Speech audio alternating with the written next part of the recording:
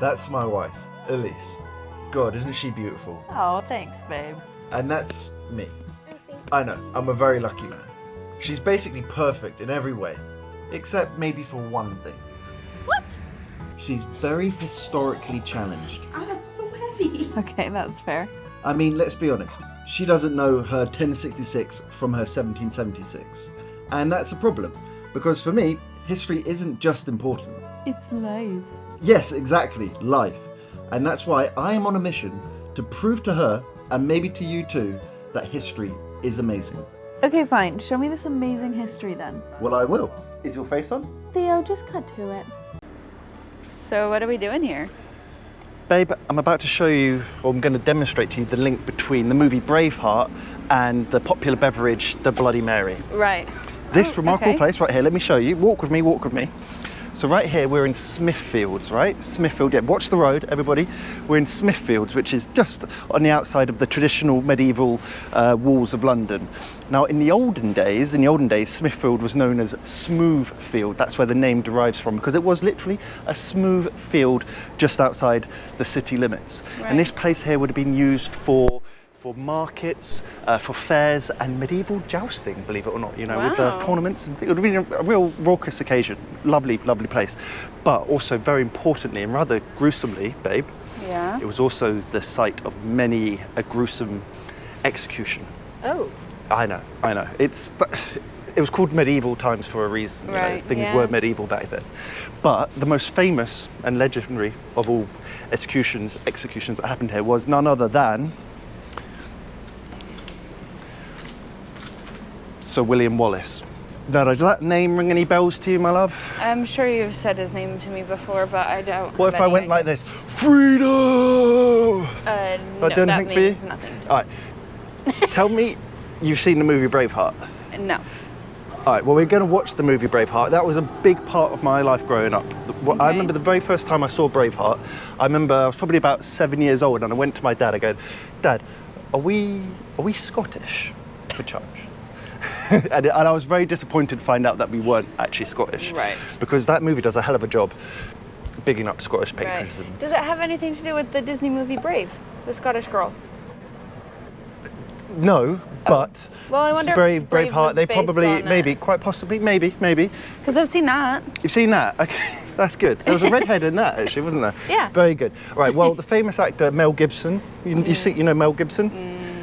No. Australian actor, known for Lethal Weapon, known for Braveheart. No. Right, well, he plays the legendary, iconic Scottish rebel, or Scottish patriot, William Wallace, who during the Wars of Scottish Independence in the 1290s to 1305, he was a major figure, leader of the Scottish cause, and famously defeated the English at the Battle of Stirling Bridge, which is a terrible day out really for the English up there in the north.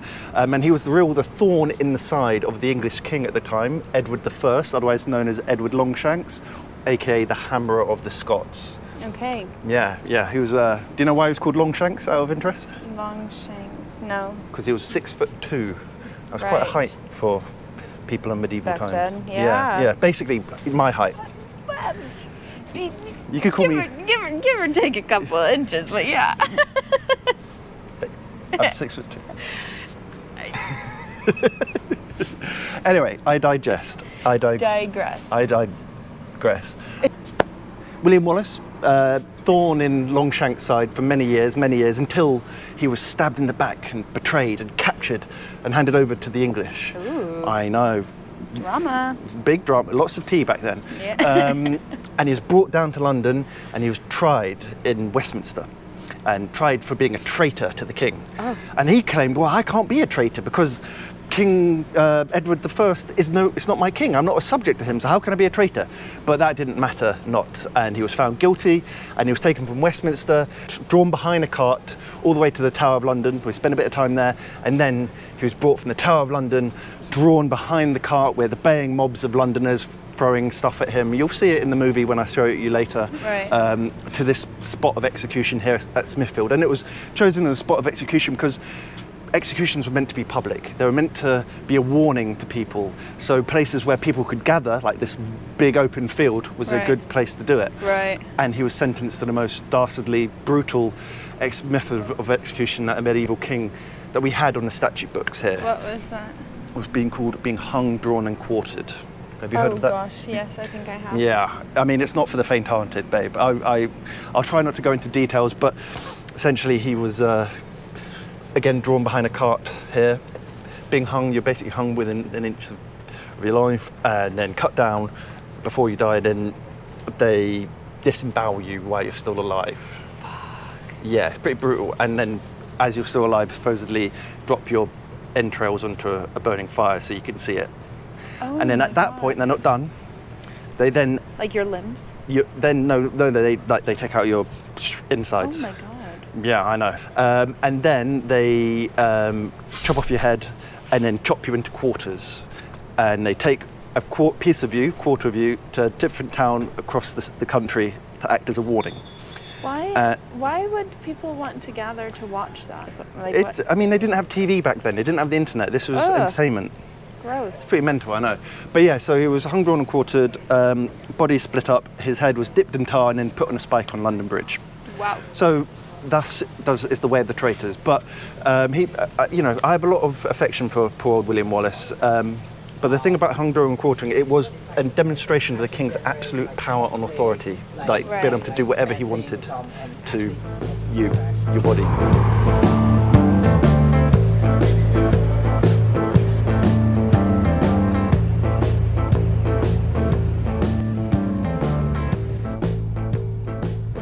Babe, you'll be relieved to know this wasn't just the place of execution for Scottish rebels and traitors. Okay. There is more.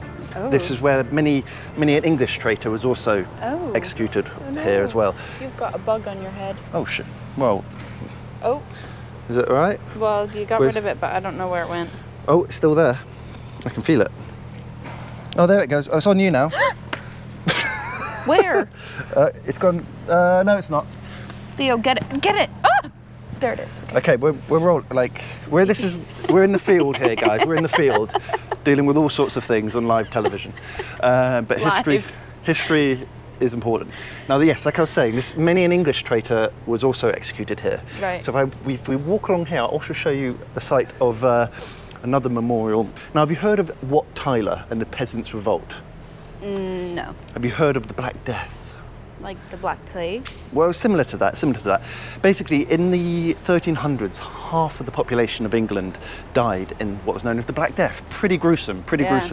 But not all bad, because, if you were a peasant at that time, they thought, well, if half the population has died, then I can command higher wages for my labour, you would have thought. But no. The king and the people in power at the time thought, no, we don't like this, because they would have to pay higher wages.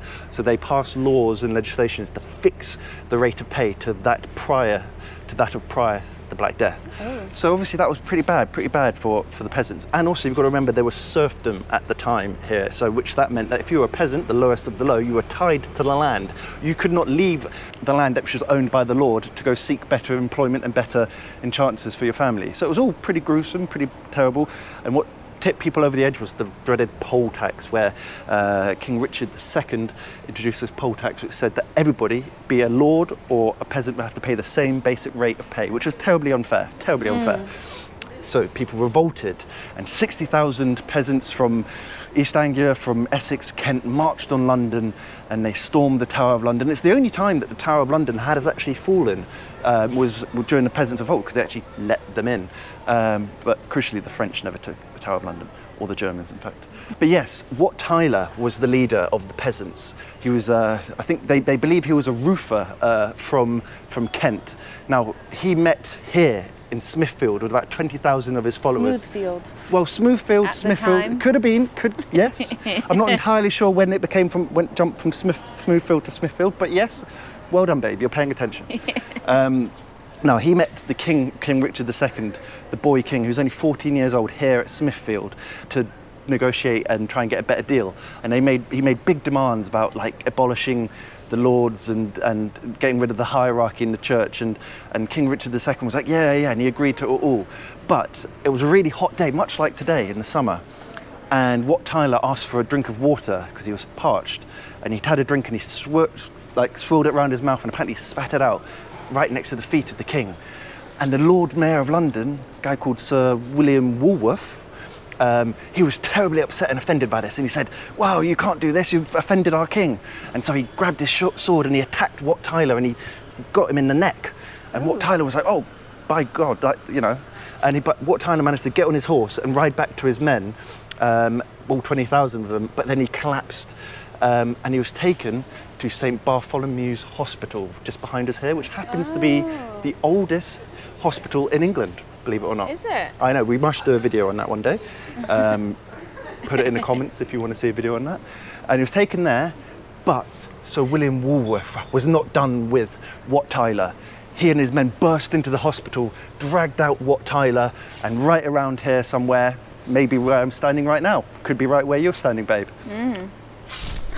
Yeah, gave him the chop. Quartered too? Not the whole, Just not the full beheaded. Monty, but Just like, beheaded. yeah, they were in a rush. Right. And then basically after that, the peasants sort of dispersed, lost the heart, and Richard II went back on all his promises and said he made those promises under duress, and yeah, a lot of people were rounded up and done away with. So bad times all round, really bad. But babe, Yeah. you'll be pleased, or not pleased, I should say, you'll be shocked to hear that the bad times do continue Oh no. in this spot. There's more? There's more, babe. There's more gruesomeness here. Right here we have a memorial. This is a memorial to Wat Tyler and the Peasants Revolt. And here is a memorial to the Martys of The Smithfield. noble army of martyrs. That's what it says. Yes, indeed. So, this is where Bloody Mary comes into things. Okay, right. Mary the First of England, the very first queen that we ever had here in Wow. England. I know, and generally speaking, I'm a big fan of queens. Queens have done us very well in the history of England. Elizabeth I, Elizabeth II, Queen Victoria, so generally speaking, I do think that women do make better kings or monarchs than men. I'm all for that. I agree. Yes, but I'm not so sure about Bloody Mary. Even though she did have a rough time of it growing up, she was disinherited, inherited. It was all very complicated. Her father, she had like 5 different stepmums in her life because of Henry VIII was her father. It's very complicated. Oh, that's awful. It's for yeah. her. Can you imagine having 5 different stepmums? Yeah. Poor girl didn't And stand they a all chance. die. Not all of them died. The rhyme is divorced, beheaded, died, divorced, beheaded, survived. Oh, right. Yeah, so 2 died. If that's Right. right, somehow am I right? Anyway, Still quite traumatic. very traumatic, very confusing. It wasn't what you'd call a stable household growing up. Certainly not. Not at all. But Mary, importantly, she was Catholic. If you remember, her father, Henry VIII, broke with the church in Rome because he needed to get a divorce so he could remarry Anne Right. Boleyn, etc., etc. And so that's when the country started to become Protestant. It's breaking away from the church in Rome. Now, after Henry VIII, you had Edward VI, who was a boy king, and he continued and what's the word for making it go quicker? Expedited? Sped up the conversion of the country from Catholicism to Protestantism. Right. I struggle to get those words. Then Edward died young, and Mary shot onto the throne. Now Mary's Catholic, and she is a devout Catholic at that, and she tries to roll back all the Protestant reforms that had been made. But by that point, the germ had germinated, if you will. The seed was starting to grow throughout the country, and there was many Protestants.